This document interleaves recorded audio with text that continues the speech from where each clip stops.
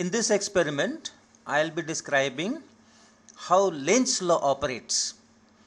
When a magnetic field changes somewhere, it induces a current, and the direction of current is such that it opposes the primary cause. So that is the main experiment which we want to show you. Now how do I do that? To do that, I have certain things with me. This is a tape recorder motor. This I will use to rotate this aluminum plate. So this aluminum plate will rotate. This is magnet. I have suspended it by a thread. So the motor will rotate the aluminum frame, and this magnet I will just hang above that.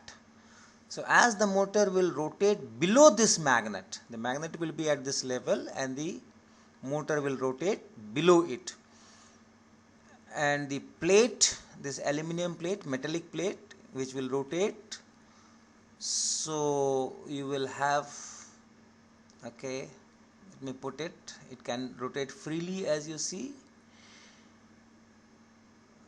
Now I'm putting power in it. So the plate starts rotating. The plate is now rotating because of the motor motion, and I am bringing this magnet above the plate. So there is a relative motion between the magnet and the plate. So I am trying to keep the magnet stationary, but then the plate is rotating, so there is a relative motion. Because of that relative motion, currents are induced on the aluminum plate. Now these currents are creating magnetic field. That magnetic field is creating force on this magnet, and the force rotates this magnet in the same sense as the plate. The plate is rotating clockwise, the magnet is rotating clockwise. If the plate rotates anti-clockwise, the magnet will rotate anti-clockwise.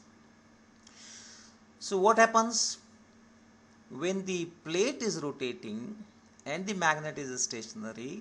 There is a relative motion.